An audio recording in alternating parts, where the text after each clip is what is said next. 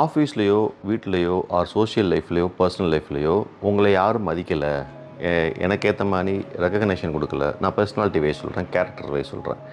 இது எல்லாமே எப்படி வரும் அப்படின்னா, இந்த உலகத்தில் பணம் வச்சுருக்கவன், பதவியில் இருக்கவன், அதுக்கு பிறகு ஃபேமிலி பேக்ரவுண்ட் இதெல்லாம் வச்சு தான் உங்களுக்கு மதிப்பிடுவாங்க, கரெக்டாக? பட் அதை தாண்டி சில விஷயங்கள் இருக்குது. நம்ம எப்படி காட்டிக்கிறோம் அப்படிங்கிறத வச்சு தான் இருக்குது. அப்போ தான் ஒருத்தன் வந்து கேட்டான் ஒரு ஆஃபீஸில் வந்துட்டு, என்னை யாருமே மதிக்க மாட்டேங்கிறாங்க, என்னை யாருமே வந்து எனக்கேற்ற ஒரு ரெக்கக்னேஷன் கொடுக்க மாட்டேங்கிறாங்க, இல்லை என்னை பார்த்து ஒரு ரெஸ்பெக்டோட வர மாட்டேங்குது, ஆனால் எனக்கு இவ்வளோ விஷயங்கள் தெரியும் அப்படின்னா.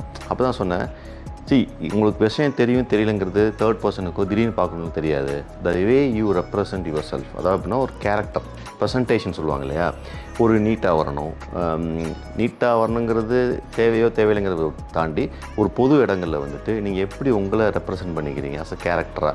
நீட்டாக வர்றதுங்கிறது ட்ரெஸ் பண்ணிக்கிறதுக்கு மட்டும் கிடையாது, நீங்கள் எப்படி பேசுகிறீங்க, எப்படி ரெக்கக்னைஸ் பண்ணப்படுது உங்கள் பேச்சு, அதற்கேற்ற மாதிரி என்ன பண்ணுறீங்க. அப்படி தான் சும்மா வளன்னு பேசுகிறது, எல்லாத்துக்கும் கமெண்ட் பண்ணுறது, சம்மந்தம் இல்லாத தலையை விடுறது, இதெல்லாம் என்ன ஆகும்னா உங்களுடைய வீக்னஸை காட்டிக்கிட்டே இருக்கும். நீங்கள் என்ன தான் திறமைசாலியாக இருந்தாலும், என்ன தான் மரியாதைக்குரிய ஆளாக இருந்தாலும் பொது இடங்களில் நீங்கள் மதிக்கப்பட மாட்டீங்க. அப்போது உங்களுக்கு இது புரியுதான்னு தெரியல, அவனுக்கு எனக்கு புரியவே இல்லை அப்படின்னா. சரி, ஒரு சாதாரண ஒரு எக்ஸாம்பிள் சொன்னேன். ஒரு வீடு இருக்குது, இல்லை நீங்கள் ஒரு பொருளே வச்சுருக்கீங்க, ஒரு வீட்டுக்கே வராங்கன்னு வச்சுங்களேன்.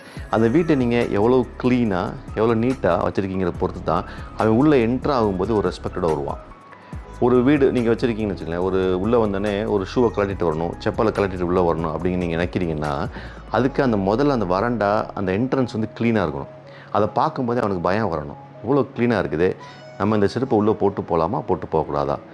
சும்மா மெஸ்ஸியாக இருக்குன்னு வச்சுங்களேன், அவன் வாட்டுக்கு வருவான் இஷ்டத்துக்கு வந்துட்டு எங்கேனாலும் போடுவான். அதான் குப்பையாக இருக்கே, நான் எங்கேனாலும் இருக்கலாமே நினைப்பான். ஆனால் அதே இது ஒரு நீட்டாக ஒரு க்ளீனாக இருக்கும்போது உள்ளே வரும்போதே பயம் இருக்கும், ரெஸ்பெக்ட் இருக்கும். அப்போ தன்னுடைய ஃபீட்பேக்கையோ தன்னுடைய கருத்தையோ தன்னுடைய செருப்பையோ விடும்போது யோசிச்சு விடுவான். அப்போ நீங்கள் நடந்துக்கிற முறை, நீங்கள் உங்களை ரெப்ரசன்ட் பண்ணிக்கிற முறை தான் முக்கியம். ஸோ இதுலேருந்து என்ன சொல்ல வரேன் அப்படின்னா, நீங்கள் இருக்க இடத்தையும் உங்களையுமே ஒரு கேரக்டர் வைஸாவோ இல்லை வாழ்கிற இடமோ வந்து ரொம்ப எவ்வளோ க்ளீனாக நீட்டாக வச்சுக்கிறீங்களோ அதை வச்சு தான் உங்களை வந்து மதிக்கப்படும். அதை தாண்டி உங்களுக்கு பேரும் புகழும் வரலாம், எதனா உங்களுக்கு பேக்ரவுண்டு, பணம், பதவி, ஃபேமிலி பேக்ரவுண்டுக்கு வரலாம். பட் இது வந்து இன் ஜென்ரல் ஒரு நார்மல் லைஃப்பில் எனக்கு எந்த பேக்ரவுண்டுமே இல்லை, எனக்கு எந்த பணமுமே இல்லை, எனக்கு எந்த பவருமே இல்லை அப்படின்னு நினச்சிங்கன்னா, அட்லீஸ்ட் நீங்கள் வந்து உங்களை நீங்கள் ரொம்ப அழகாக ரெப்ரசன்ட் பண்ணிக்கணும். உங்கள் வீட்டையோ நீங்கள் இருக்க இடத்தையோ வந்து மிக அழகாக வந்து வச்சுக்கணும். அதுதான் வந்து ரொம்ப ரொம்ப முக்கியம். When you are into a very low லெவல்லேருந்து வெளியே வரும்போது இதெல்லாம் தான் நீங்கள் கேரி பண்ணிட்டு வரணும். பெரிய பணக்காரன் ஆகிட்டான், பதவியில் இருக்கான் அப்படின்னா பிரச்சனையே கிடையாது. ஏன்னா அந்த பதவியும் அந்த பணமும் அவனுக்கு அந்த ரெஸ்பெக்டை வாங்கி கொடுத்துரும்.